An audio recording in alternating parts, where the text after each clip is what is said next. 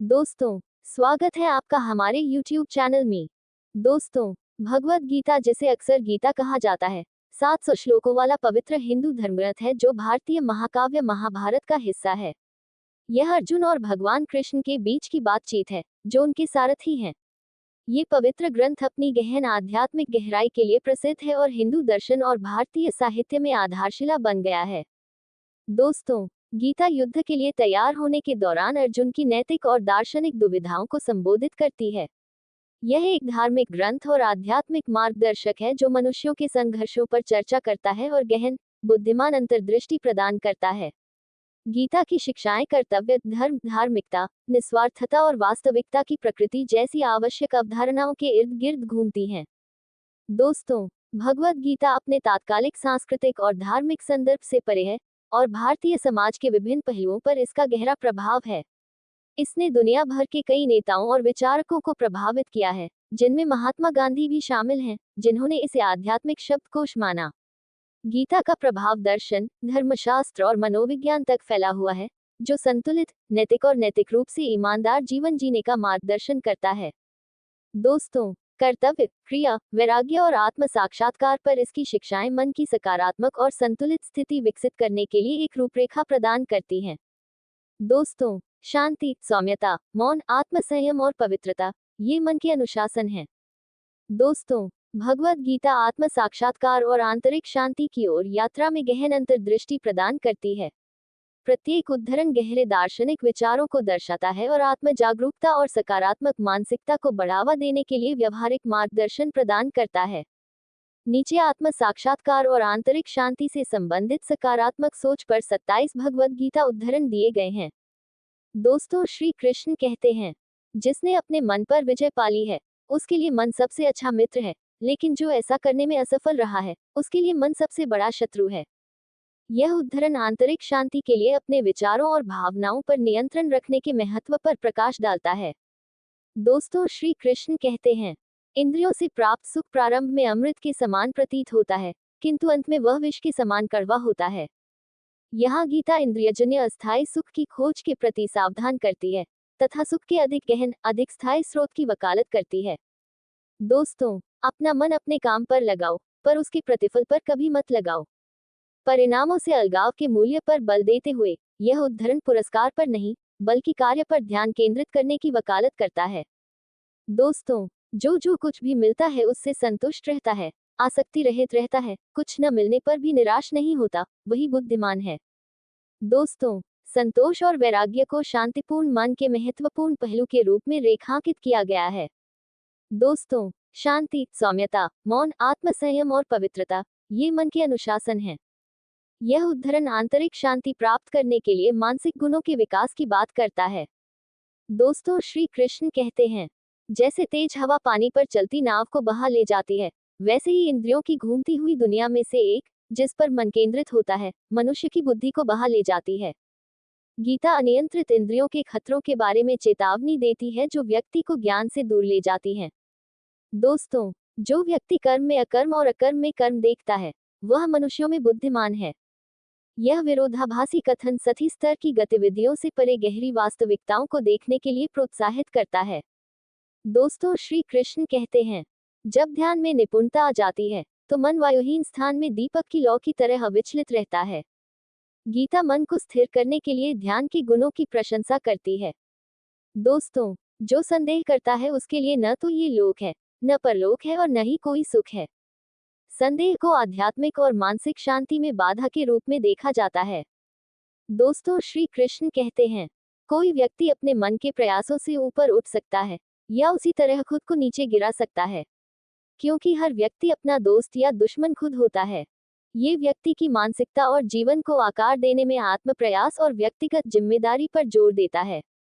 दोस्तों, श्री कृष्ण कहते हैं, जिसने मन को वश में कर लिया है, वह सर्दी गर्मी, सुख दुख, मान अपमान में भी शांत रहता है। आंतरिक शांति सभी परिस्थितियों में संभाव से आती है। दोस्तों, जो आत्म संयमी आत्मा आसक्ति या घृणा से मुक्त होकर इंद्रिय विषयों के बीच विचरण करता है, वह शाश्वत शांति प्राप्त करता है। अतिवाद से अलगाव स्थायी शांति की ओर ले जाता है।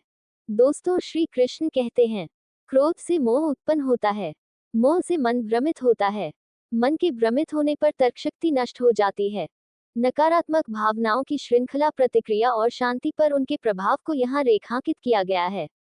दोस्तों, श्री कृष्ण कहते हैं, जिसने कर्म के फलों की आसक्ति को त्याग दिया है, जो सदैव संतुष्ट है तथा सभी प्रकार की इच्छाओं से मुक्त है, वह सभी प्रकार के कर्मों में संलग्न होने पर भी कर्म नहीं करता। परिणामों के प्रति आसक्ति का त्याग आंतरिक शांति के लिए महत्वपूर्ण माना जाता है। दोस्तों, श्री कृष्ण कहते हैं, जब कोई व्यक्ति किसी चीज के प्रति पूर्ण आस्था के साथ समर्पित होता है, तो मैं उसमें उसकी आस्था को एकीकृत करता हूँ। फिर जब उसकी आस्था पूरी तरह से एकीकृत हो जाती है, तो वह अपनी भक्ति की वस्तु प्राप्त कर लेता है। अपने लक्ष्य को प्राप्त करने में विश्वास और भक्ति की शक्ति। दोस्तों, श्री कृष्ण कहते हैं, जब पूर्णतया अनुशासित मन सभी इच्छाओं से मुक्त हो जाता है, तो कहा जाता है कि व्यक्ति ने योग अर्थात स्वयं के साथ मिलन प्राप्त कर लिया है। इच्छाओं से मुक्ति स्वयं के साथ मिलन का मार्ग है। दोस्तों, श्री कृष्ण कहते हैं, भौतिक जगत में सर्वोच्च लोक से लेकर निम्नतम लोक तक सभी दुख के स्थान हैं, जहां बार बार जन्म और मृत्यु होती है। लेकिन हे कुति पुत्र, जो मेरे धाम को प्राप्त कर लेता है, वह फिर कभी जन्म नहीं लेता। भौतिक जगत की नश्वरता और आध्यात्मिक जगत की शाश्वत प्रकृति। दोस्तों, भक्ति में लगे हुए बुद्धिमान लोग भगवान की शरण लेते हैं और भौतिक संसार में कर्म के फलों का त्याग करके जन्म और मृत्यु के चक्र से खुद को मुक्त कर लेते हैं। सांसारिक आसक्तियों से ऊपर उठने के साधन के रूप में आध्यात्मिक ज्ञान। दोस्तों, यदि तुम सभी पापियों में सबसे अधिक पापी हो, तो भी तुम ज्ञान की नाव से सभी पापों को पार कर जाओगे। परिवर्तन के लिए ज्ञान एक शक्तिशाली उपकरण है। दोस्तों, जिसके पास कोई आसक्ति नहीं है, वह वास्तव में दूसरों से प्रेम कर सकता है, क्योंकि उसका प्रेम शुद्ध और दिव्य है। सच्चा प्रेम स्वार्थी आसक्ति और अधिकार की लालसा से मुक्त होता है। दोस्तों, महान व्यक्ति जो भी कार्य करता है, सामान्य व्यक्ति उसके पदचिन्हों पर चलता है। समाज पर अनुकरणीय व्यक्तियों का प्रभाव। किसी का अपना कर्तव्य, भले ही वह गुणहीन हो, किसी दूसरे के अच्छे से निभाए गए कर्तव्य से बेहतर है। अपने स्वयं के मार्ग का अनुसरण करने का महत्व। दोस्तों, एक उपहार तभी शुद्ध होता है जब वह सही समय और सही जगह पर सही व्यक्ति को दिल से दिया जाता है, और जब हम बदले में कुछ भी उम्मीद नहीं करते हैं। दोस्तों, किसी और के जीवन की नकल करके पूर्णता के साथ जीने की अपेक्षा अपने भाग्य को अपूर्ण रूप से जीना बेहतर है। अपना जीवन जीने में प्रामाणिकता। दोस्तों, श्री कृष्ण कहते हैं, मैं सभी प्राणियों के लिए एक समान हूँ। मैं किसी का पक्ष नहीं लेता, नहीं मैं किसी के प्रति पक्षपाती हूँ। मैं सभी का पिता हूँ और सभी के लिए एक समान हूँ। ईश्वर का सार्वभौमिक प्रेम और निष्पक्षता। दोस्तों, श्री कृष्ण कहते हैं, सभी प्रकार के हथियारों में समय सर्वश्रेष्ठ है, क्योंकि समय हर चीज को मार देता है। समय की अथक शक्ति। दोस्तों, श्री कृष्ण कहते हैं, सत्य को जानने वाला बुद्धिमान व्यक्ति सोचता है, मैं कुछ भी नहीं करता, क्योंकि देखने, सुनने, छूने, सूंघने, खाने, चलने, सोने, सांस लेने में वह सोचता है, इंद्रिय विषयों के बीच घूमती हैं। ये बोध की कर्म इंद्रियों द्वारा किए जाते हैं तथा आत्मा इन कर्मों से परे है। दोस्तों, सकारात्मक सोच पर ये भगवत गीता के उद्धरण स्वयं को समझने और आंतरिक शांति पाने में गहरी अंतर्दृष्टि प्रदान करते हैं। वे एक व्यक्ति को उच्च आत्म जागरूकता और सकारात्मकता और आध्यात्मिक ज्ञान में निहित मानसिकता की ओर मार्गदर्शन करते हैं। दोस्तों, श्री कृष्ण कहते हैं, कार्य मुझसे चिपकते नहीं, क्योंकि मैं उनके परिणामों से आसक्त नहीं हूँ। जो लोग इसे समझते हैं और इसका अभ्यास करते हैं, वे स्वतंत्रता में रहते हैं। भगवत गीता कर्तव्य, कर्म और वैराग्य पर गहन शिक्षा प्रदान करती है। ये उद्धरण निस्वार्थ भावना के साथ अपने कर्तव्य का पालन करने और कर्मों के फलों से वैराग्य के माध्यम से सकारात्मक मानसिकता बनाए रखने के महत्व पर जोर देते हैं। नीचे कर्तव्य, क्रिया और वैराग्य से संबंधित सकारात्मक सोच पर 27 भगवत गीता उद्धरण दिए गए हैं। दोस्तों, श्री कृष्ण कहते हैं, अपना अनिवार्य कर्तव्य निभाओ, क्योंकि कर्म करना अकर्मण्यता से बेहतर है। आप निष्क्रियता की अपेक्षा क्रियाशीलता के महत्व तथा अपनी जिम्मेदारियों को पूरा करने की वकालत करते हैं। दोस्तों, श्री कृष्ण कहते हैं, जो व्यक्ति आसक्ति रहित होकर अपना कर्तव्य करता है तथा फल को भगवान को समर्पित कर देता है, वह पाप कर्म से अप्रभावित रहता है। आध्यात्मिक शुद्धता के मार्ग के रूप में परिणामों की आसक्ति के बिना कार्य करने की अवधारणा। दोस्तों, श्री कृष्ण कहते हैं, बुद्धिमान व्यक्ति को समाज के कल्याण के लिए बिना आसक्ति के काम करना चाहिए। हम निस्वार्थ सेवा को प्रोत्साहित कर रहे हैं तथा दूसरों के कल्याण एवं व्यापक भलाई के लिए काम कर रहे हैं।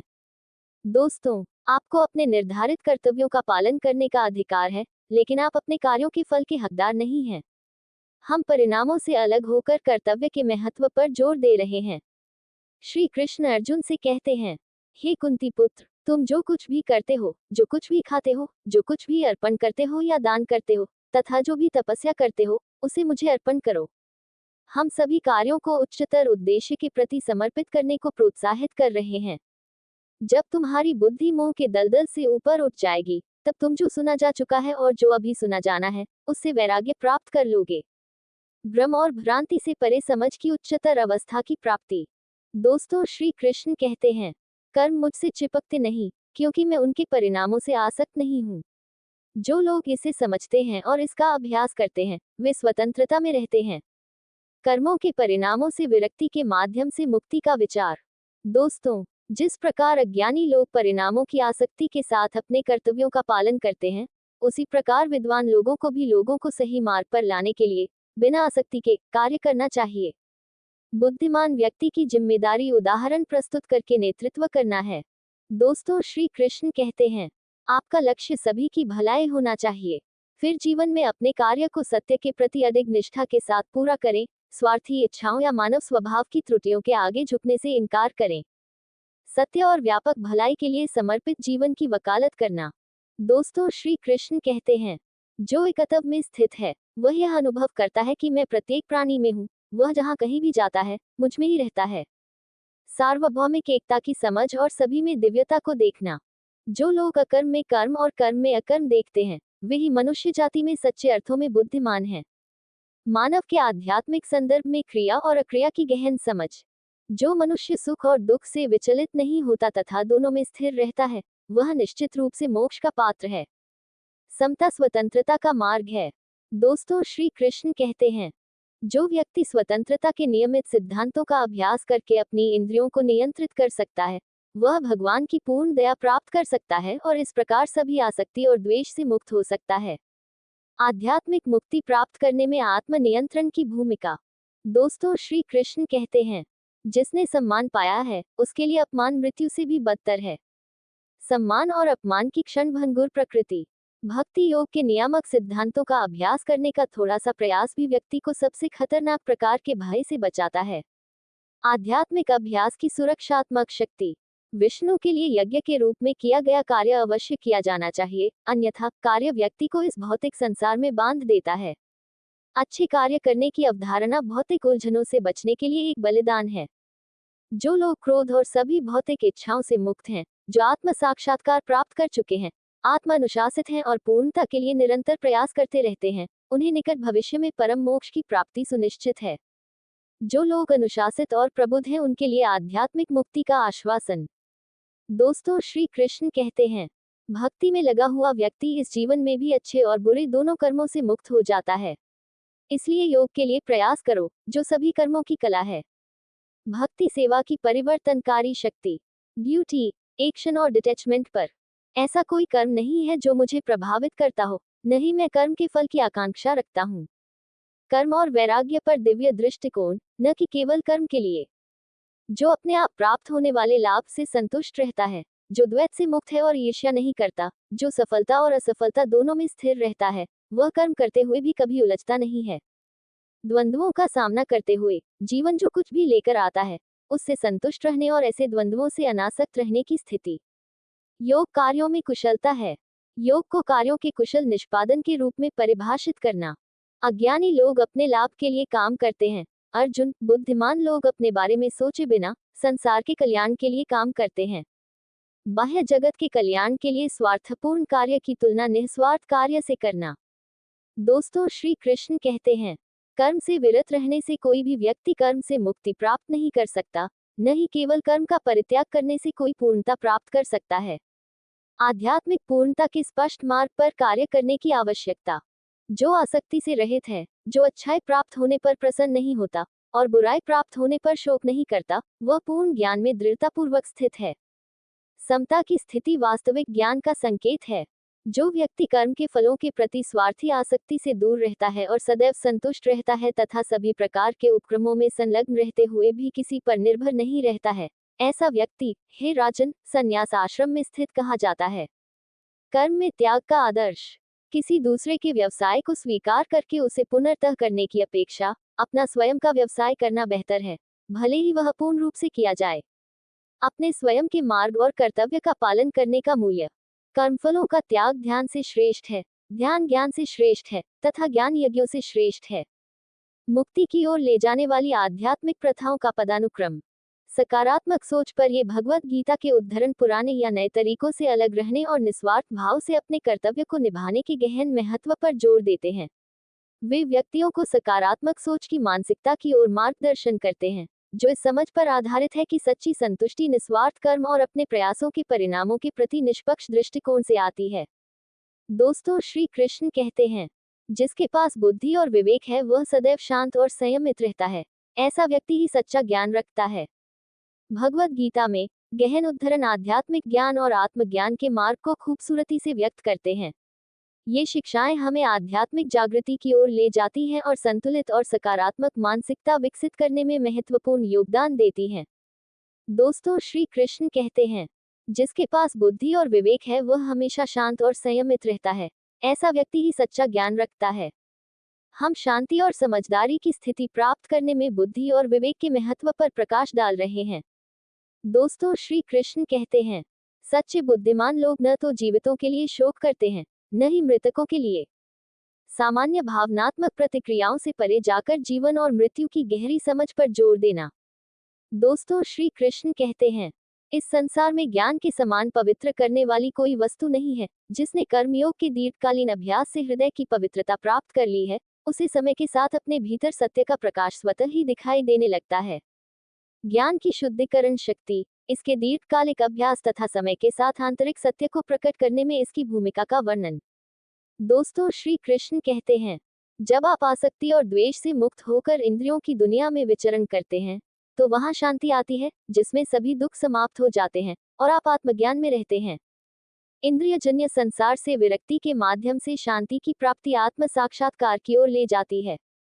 जब कोई व्यक्ति आत्म साक्षात्कार में स्थित हो जाता है और अर्जित ज्ञान एवं साक्षात्कार के आधार पर पूरी तरह संतुष्ट हो जाता है, तब उसे योगी कहा जाता है। योगी की परिभाषा यह है कि वह व्यक्ति जो ज्ञान और आध्यात्मिक अनुभूति में पूर्णता पाता है। जो व्यक्ति अपने शरीर को त्यागने से पहले इच्छा और क्रोध की शक्ति का प्रतिरोध करने में सक्षम है, वही योगी है और खुश है। इच्छाओं और क्रोध पर नियंत्रण, खुशी और योग सिद्धि का मार्ग है। विभाजित मन बुद्धिमानी से कोसों दूर है। वह ध्यान कैसे कर सकता है? वह शांति में कैसे रह सकता है? जब आप शांति नहीं जानते, तो आप आनंद कैसे जान सकते हैं? ध्यान, शांति और आनंद के लिए एकजुट मन की आवश्यकता। जब कोई व्यक्ति दूसरों के सुख दुख को अपने सुख दुख के रूप में देखता है, तो वह आध्यात्मिक एकता की सर्वोच्च अवस्था को प्राप्त कर लेता है। दूसरों के प्रति सहानुभूति और एकता आध्यात्मिक परिपक्वता का सूचक है। ये दिव्य ज्ञान सत्य की प्रत्यक्ष अनुभूति है, जो शास्त्रों या सुनी सुनाई बातों के किसी भी अप्रत्यक्ष ज्ञान से कहीं अधिक श्रेष्ठ है। दूसरे हाथ के ज्ञान की तुलना में प्रत्यक्ष आध्यात्मिक अनुभव को महत्व देना। दोस्तों, श्री कृष्ण कहते हैं, जो मुझे सर्वत्र देखता है और मुझ में सब कुछ देखता है, वह मुझसे कभी नहीं भटकेगा और मैं उससे कभी नहीं भटकूंगा। परमात्मा की सर्वव्यापकता का बोध। जब तुम्हारी बुद्धि, जो तुमने सुना है, उससे भ्रमित हो गई है, आत्मा में स्थिर हो जाएगी, तब तुम्हें आत्म साक्षात्कार प्राप्त होगा। आत्म साक्षात्कार प्राप्त करने में बुद्धि की भूमिका। जो लोग ज्ञान की आंखों से शरीर और शरीर के ज्ञाता के बीच के अंतर को देख सकते हैं और भौतिक प्रकृति के बंधन से मुक्ति की प्रक्रिया को भी समझ सकते हैं, वे परम लक्ष्य को प्राप्त करते हैं। यह मुक्ति की ओर एक कदम के रूप में एक छोटे लक्ष्य, भौतिक शरीर और आत्मा के बीच अंतर को समझना है। वे हमेशा के लिए स्वतंत्र हैं, जो सभी स्वार्थी इच्छाओं को त्याग देते हैं और मैं, मुझे और मेरा के अहंकार के पिंजरे से बाहर निकलकर प्रभु के साथ एक हो जाते हैं। अहंकार और स्वार्थी इच्छाओं का त्याग करने से मुक्ति प्राप्त होती है। जिसने स्वार्थ का त्याग कर दिया है, जो आत्म बलिदान के सिद्धांतों को समझता है और यह जान लेता है कि आत्मा का वास्तविक स्वरूप शाश्वत है, वह ब्रह्मांडीय चेतना प्राप्त करता है और आध्यात्मिक सत्य को जानता है। आत्म बलिदान और आत्म साक्षात्कार ब्रह्मांडीय चेतना के मार्ग हैं। जिस प्रकार मोमबत्ती बिना आग के नहीं जल सकती, उसी प्रकार मनुष्य आध्यात्मिक जीवन के बिना जीवित नहीं रह सकता। वास्तविक अस्तित्व के लिए आध्यात्मिक जीवन की आवश्यक प्रकृति। तीन प्रकार के दुखों में भी जिसका मन विचलित नहीं होता, सुख में भी जिसका मन प्रसन्न नहीं होता, तथा जो आसक्ति, भय और क्रोध से मुक्त है, उसे स्थिर बुद्धि वाला मुनि कहा जाता है। एक ऋषि के गुण है समता, वैराग्य तथा नकारात्मक भावनाओं से मुक्ति। शांत मन में, ध्यान की गहराई में, आत्मा स्वयं को प्रकट करती है। ध्यान स्वयं को प्रकट करने की कुंजी है। परमेश्वर की शांति उनके साथ है जिनके मन और आत्मा में सामंजस्य है, जो इच्छा और क्रोध से मुक्त हैं, जो अपनी आत्मा को जानते हैं। वह शांति जो आत्मज्ञान और मन और आत्मा के सामंजस्य से आती है। दोस्तों, श्री कृष्ण कहते हैं, एक व्यक्ति तब और भी उन्नत माना जाता है जब वह ईमानदार शुभचिंतकों, स्नेही उपकारकों, तटस्थ, मध्यस्थों, ईर्ष्यालु, मित्रों और शत्रुओं, पुण्यात्माओं और पापियों सभी को समान भाव से देखता है। उन्नत आध्यात्मिक अवस्था सभी के प्रति समान सम्मान से चिन्हित होती है। जिनका मन समता और समता में स्थित है, उन्होंने जन्म और मृत्यु की परिस्थितियों पर पहले ही विजय प्राप्त कर ली है। समता जन्म और मृत्यु के चक्र पर विजय है। जो योगी भीतर से प्रसन्न है, जो भीतर से आनंदित है और जो भीतर से प्रकाशित है, वह ब्रह्म में पुनर्तः मुक्त हो जाता है और परम शाश्वत आनंद को प्राप्त करता है। आंतरिक प्रसन्नता और आत्मज्ञान ही परम मुक्ति का मार्ग है। जब कोई व्यक्ति किसी चीज के प्रति पूर्ण आस्था के साथ समर्पित होता है, तो मैं उसमें उसकी आस्था को एकीकृत करता हूँ। फिर जब उसकी आस्था पूरी तरह से एकीकृत हो जाती है, तो वह अपनी भक्ति की वस्तु प्राप्त कर लेता है। आध्यात्मिक लक्ष्यों को प्राप्त करने में विश्वास और भक्ति की शक्ति। जो लोग क्रोध और सभी भौतिक इच्छाओं से मुक्त हैं, जो आत्म साक्षात्कार प्राप्त कर चुके हैं, आत्म अनुशासित हैं और पूर्णता के लिए निरंतर प्रयास करते रहते हैं, उन्हें निकट भविष्य में परम मोक्ष की प्राप्ति सुनिश्चित है। आध्यात्मिक मुक्ति का आश्वासन प्राप्त लोगों की विशेषताएं। ज्ञान परम शुद्धि है। ज्ञान को शुद्धि के साधन के रूप में स्वीकार करना। अज्ञानी लोग आध्यात्मिक ज्ञान और भक्ति में अंतर करते हैं, लेकिन बुद्धिमान लोग भक्ति और ज्ञान को एक ही मानते हैं। आध्यात्मिक अभ्यास में ज्ञान और भक्ति की एकता। योग स्वयं के माध्यम से स्वयं तक की यात्रा है। हम योग को एक आत्मचिंतनशील आध्यात्मिक यात्रा के रूप में परिभाषित कर रहे हैं। जैसे अग्नि की गर्मी लकड़ी को राख कर देती है, वैसे ही ज्ञान की अग्नि सभी कर्मों को जलाकर राख कर देती है। आध्यात्मिक ज्ञान में ज्ञान की परिवर्तनकारी शक्ति। सकारात्मक सोच पर ये भगवत गीता उद्धरण संतुलित और सकारात्मक मानसिकता प्राप्त करने में आध्यात्मिक ज्ञान और ज्ञान की आवश्यक भूमिका को रेखांकित करते हैं। वे साधकों को आत्मखोज, आंतरिक सद्भाव और ब्रह्मांड और उसमें अपने स्थान की गहरी समझ के मार्ग पर मार्गदर्शन करते हैं। दोस्तों, श्री कृष्ण कहते हैं, जब कोई व्यक्ति किसी चीज के प्रति पूर्ण आस्था रखता है, तो मैं उसकी आस्था को उसमें एकीकृत कर देता हूँ। भगवत गीता दृढ़ता, प्रयास और भाग्य प्राप्ति के विषयों पर भरपूर जोर देती है। ये उद्धरण इस बारे में मूल्यवान अंतर्दृष्टि प्रदान करते हैं कि कैसे दृढ़ प्रयास और उद्देश्य की भावना हमारे भाग्य को आकार दे सकती है, सकारात्मक सोच और कार्रवाई को प्रेरित कर सकती है। नीचे दृढ़ता, प्रयास और भाग्य से संबंधित सकारात्मक सोच पर 27 भगवत गीता उद्धरण दिए गए हैं। आपको काम करने का अधिकार है, लेकिन काम के फल का कभी नहीं। परिणामों से लगाव के बिना कार्य करने के महत्व पर बल दिया गया, जो सकारात्मक प्रयास का आधार है। किसी दूसरे के धर्म में सफल होने की अपेक्षा अपने धर्म में प्रयास करना बेहतर है। अपनी विशिष्ट भूमिका और नियति को पूरा करने के महत्व पर प्रकाश डालता है। अनुशासित मन खुशी लाता है। आत्म अनुशासन को खुशी की प्राप्ति से जोड़ता है तथा व्यक्तिगत प्रयास की भूमिका पर बल देता है। बुद्धिमान लोग अपनी चेतना को एकीकृत करते हैं और कर्म के फल के प्रति आसक्ति त्याग देते हैं। वह पुरस्कार पर नहीं, बल्कि कार्रवाई पर केंद्रित मानसिकता के पक्षधर हैं। अपने हृदय में मौजूद अज्ञानतापूर्ण संदेह को आत्मज्ञान की तलवार से काट डालो। अपने अनुशासन का पालन करो। उठो। आत्मज्ञान और अनुशासन के माध्यम से संदेह पर विजय पाने को प्रोत्साहित करता है। जय श्री कृष्ण। जय श्री कृष्ण। जय श्री कृष्ण।